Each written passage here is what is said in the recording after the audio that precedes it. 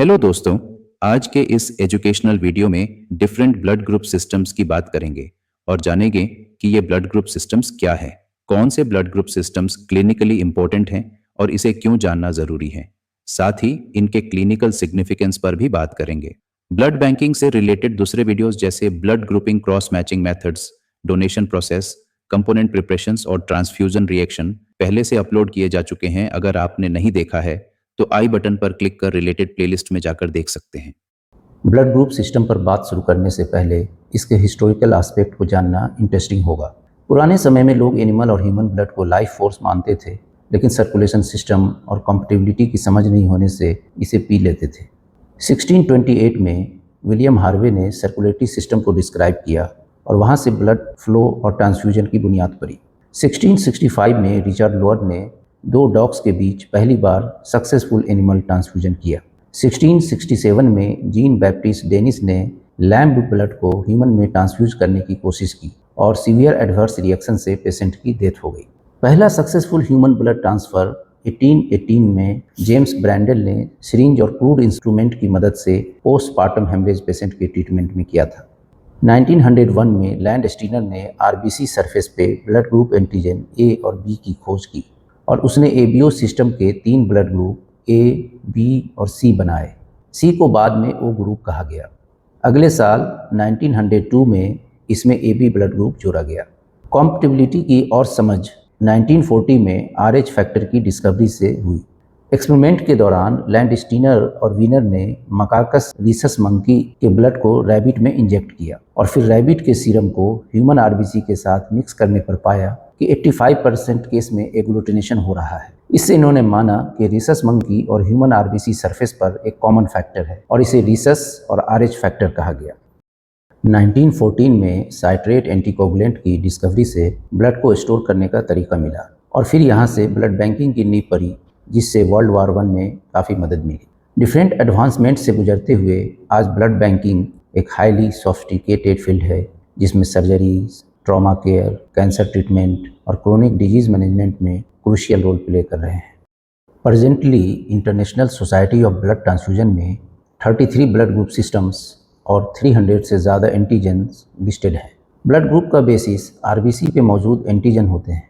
Different blood group system में उसके specific antigens होते हैं जो डिफरेंट जीन द्वारा इंपोर्ट किए जाते हैं। अक्सर आपने ब्लड ग्रुप और ब्लड टाइप सुना होगा। ब्लड ग्रुप पूरे ब्लड ग्रुप सिस्टम को बताता है, जिसमें कई एंटीजन्स हो सकते हैं जो एलेलिक और क्लोजली लिंक्ड जीन्स जो कि सेम क्रोमोसोम पर होते हैं द्वारा कंट्रोल किए जाते हैं, जबकि ब्लड टाइप उस सिस्टम में डिफरेंट एंटीसेरा ऐड करने से हुए स्पेसिफिक रिएक्शन द्वारा बताया जाता है।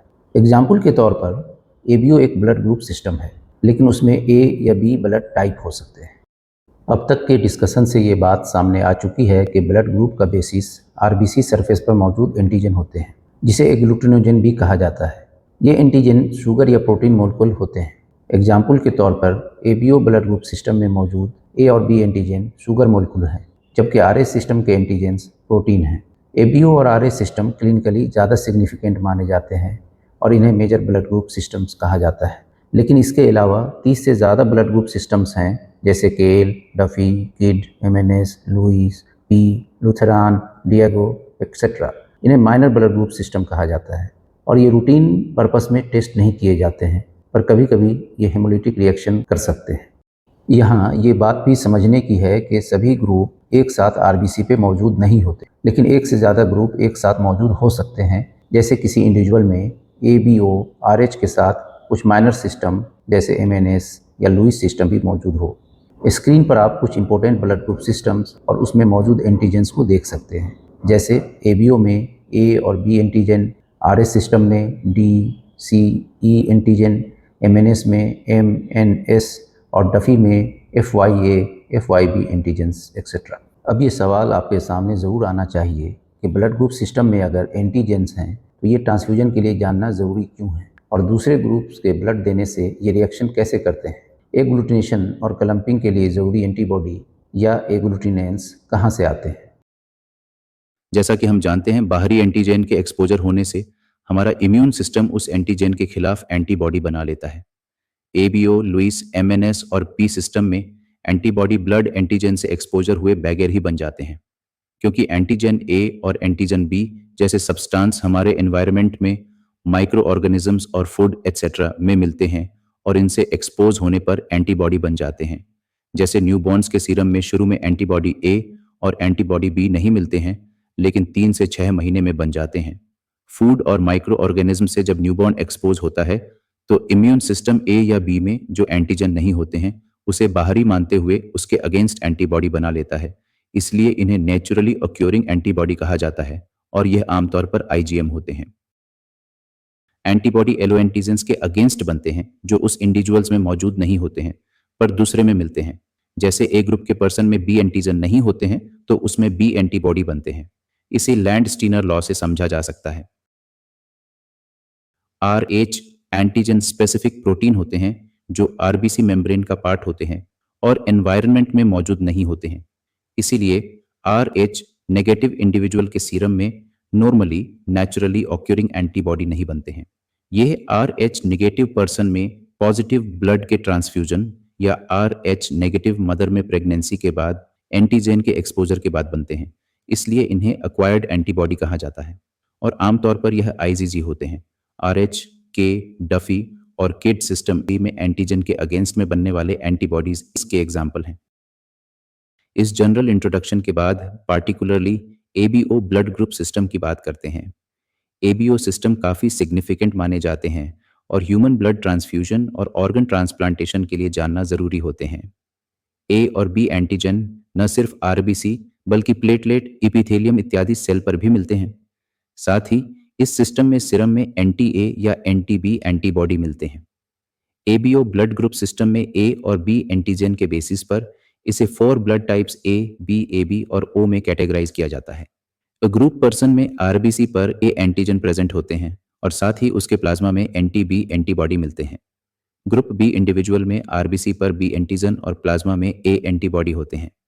चूंकि ग्रुप AB पर्सन में RBC पर A और B दोनों एंटीजन होते हैं और कोई एंटीजन एब्सेंट नहीं रहता है, इसलिए प्लाज्मा में एंटीबॉडी नहीं बनता है। जबकि ग्रुप O में दोनों एंटीजन एब्सेंट होते हैं, इसलिए सीरम में एंटी-A और एंटी-B दोनों एंटीबॉडीज मिलते हैं। ग्रुप कंपैटिबिलिटी को अगर देखें तो O नेगेटिव ब्लड को यूनिवर्सल डोनर माना जाता है और इमरजेंसी सिचुएशन जहां ब्लड ग्रुप कंफर्म करने का टाइम नहीं होता है या रिक्वायर्ड ग्रुप का ब्लड अवेलेबल नहीं होने पे इन्हें ट्रांसफ्यूज किया जाता है। क्योंकि वो नेगेटिव ब्लड में ABO और RH सिस्टम में पाए जाने वाले कोई भी एंटीजन RBC पर नहीं होते हैं, इसलिए ट्रांसफ्यूज किए गए सेल का रेसिपिएंट के सीरम में मौजूद किसी भी एंटीबॉडी से रिएक्शन नहीं होता है और ट्रांसफ्यूज्ड रेड ब्लड सेल्स डिस्ट्रॉय नहीं होते हैं। हालांकि कि ग्रुप O ब्लड में दोनों एंटीबॉडी होते हैं, पर ये एंटीबॉडी रेसिपिएंट के सीरम में जाकर डाइल्यूट हो जाते हैं, जिससे इनका इफेक्ट नहीं हो पाता है। और इसी तरह से AB पॉजिटिव पर्सन को यूनिवर्सल रेसिपिएंट माना जाता है और यह किसी भी ग्रुप का ब्लड रिसीव कर सकता है, क्योंकि इसके सीरम में ABO सिस्टम से रिलेटेड कोई भी एंटीबॉडी नहीं होता है, इसलिए किसी भी ग्रुप के डोनर रेड सेल से रिएक्ट नहीं करता है। A एंटीजन और B एंटीजन अपने प्रीकर्सर H एंटीजन और सब्सटेंस पर शुगर मॉलिक्यूल ऐड करने से बनते हैं, जिसे different glycosyl transferase enzyme mediate करता है। ग्लाइकोसिल ट्रांसफरेज एंजाइम को क्रोमोसोम 9 पर मौजूद ABO जीन एनकोड करता है और इसके 3 एलिलिक फॉर्म A, B और O होते हैं।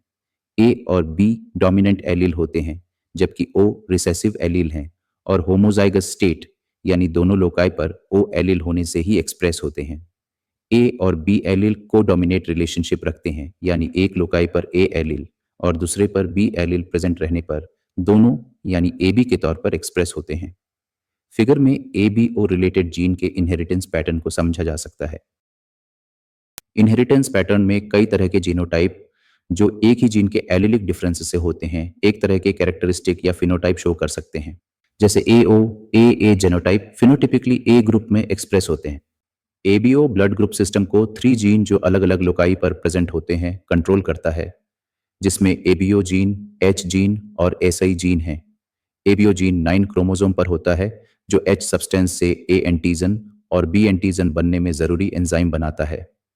H जीन जो क्रोमोसोम 19 पर होता है, RBC सरफेस पर A एंटीजन और B एंटीजन के प्रीकर्सर H सब्सटेंस के लिए जरूरी एंजाइम की कोडिंग करता है।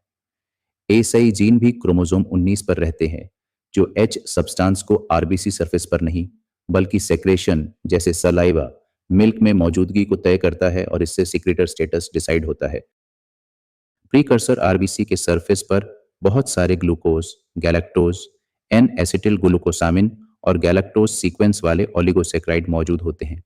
क्रोमोसोम 19 पर मौजूद एच जीन या FUT1 gene alpha 2 L fucosyl transferase enzyme produce करता है, जो एक फुकोज मोलिकुल को इस ओलिगोसैकेराइड्स के टर्मिनल गैलेक्टोज से जोड़ता है।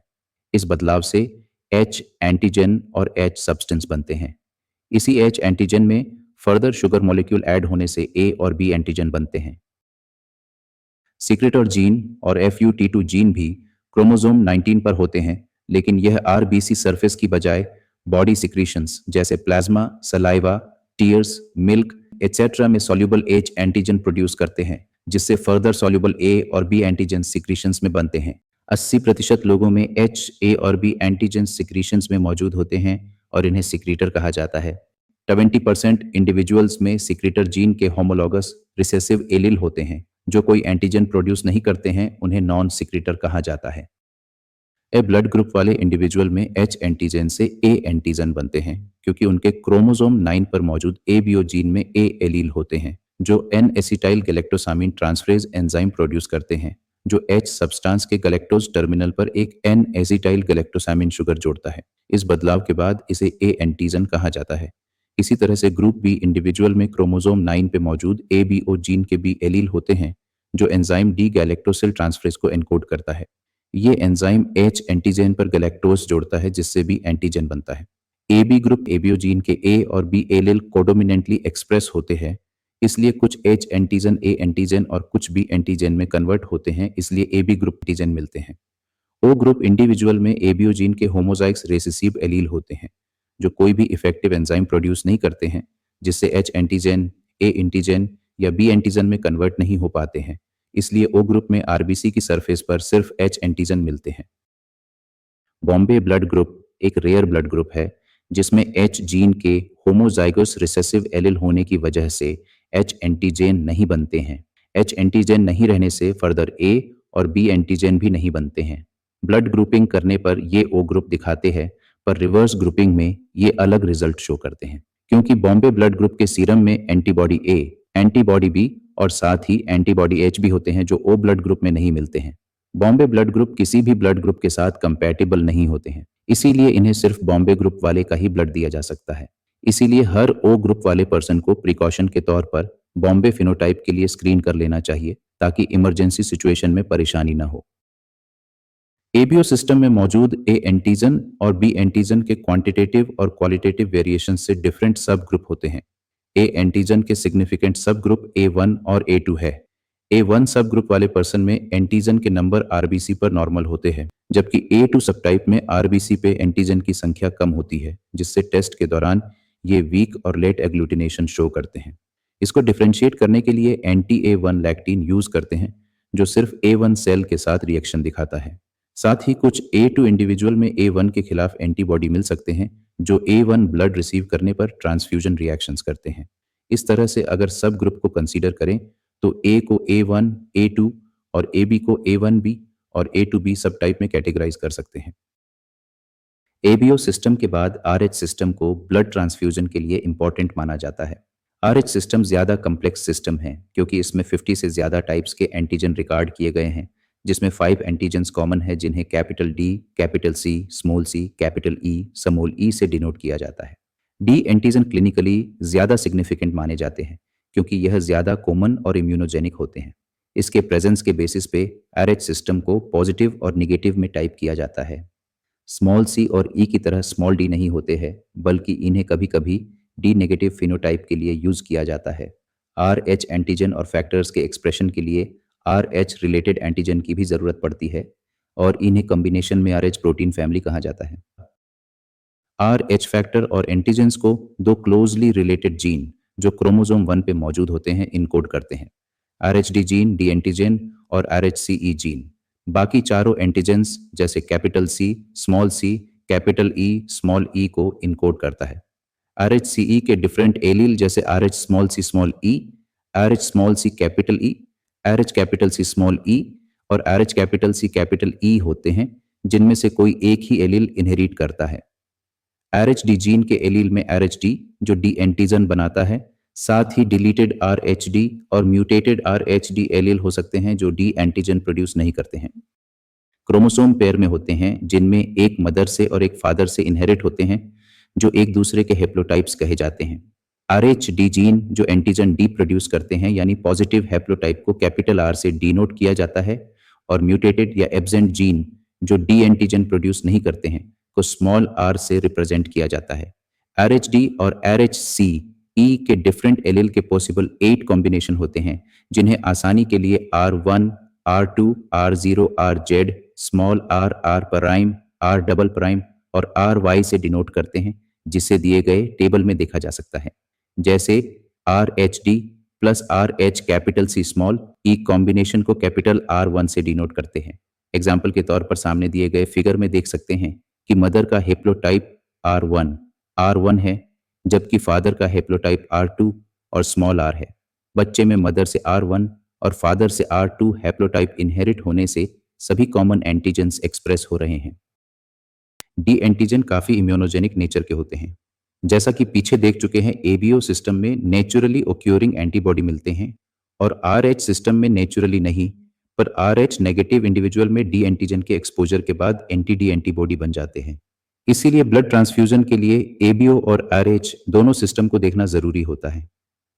RH निगेटिव प्रेग्नेंट लेडी में अगर बच्चा RH पॉजिटिव होता है, जो कि उसके हस्बैंड के RH पॉजिटिव होने से हो सकता है, तो डिलीवरी के दौरान प्लेसेंटल डिटैचमेंट से बच्चे का पॉजिटिव ब्लड मां में जा सकता है।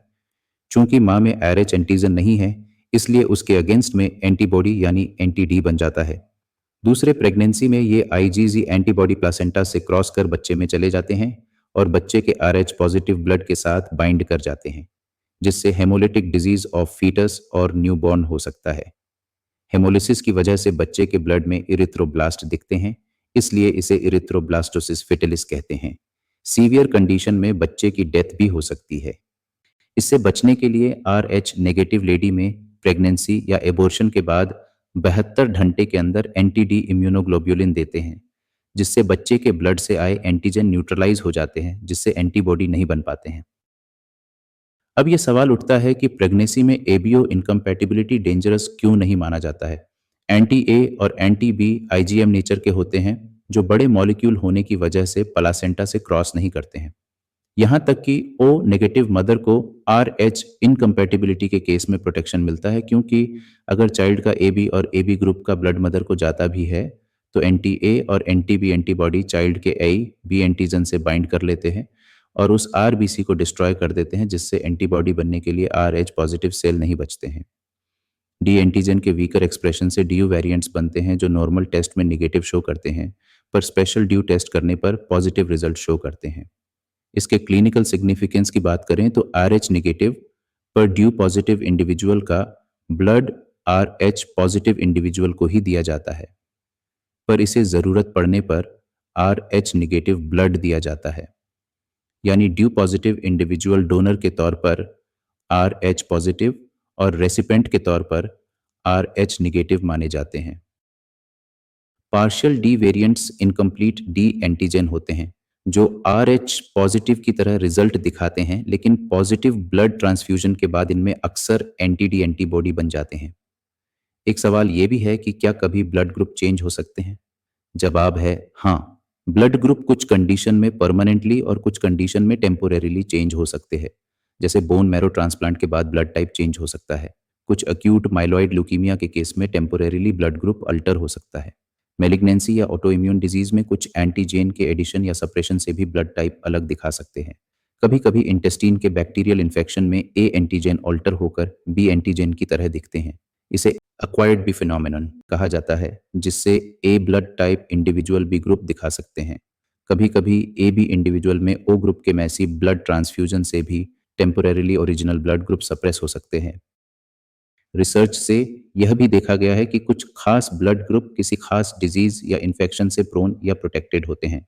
जैसे ए या AB ब्लड ग्रुप वाले पर्सन में थ्रोमो एम्बोलिक कॉम्प्लिकेशंस का खतरा ज़्यादा रहता है। ब्लड ग्रुप ए में हेपेटाइटिस बी का क्रोनिक इन्फेक्शन या पैनक्रियास कैंसर और ब्लड ग्रुप बी में ओवेरियन कैंसर होने का रिस्क दूसरे ग्रुप के बनिस्बत ज़्यादा होता है। फेल्सिपेरम मलेरिया में ग्रुप ओ इंडिविजुअल को प्रोटेक्शन मिलता है क्योंकि ये रोजेट फॉर्मेशन को कम करते हैं। ए एंटीजन का एच पाइलोरी के साथ इंटरेक्शन की वजह से ब्लड ग्रुप ए पर्सन में स्टोमक कैंसर का खतरा रहता है। डफी एंटीजन एब्सेंट होने से प्लाज्मोडियम वाइवेक्स के इन्फेक्शन से प्रोटेक्शन मिलता है। इसी तरह से पी एंटीजन नहीं रहने से पार्बोवायरस P19 से प्रोटेक्शन मिलता है। Hope you found this information useful. Thanks for watching. Don't forget to subscribe for more insightful videos.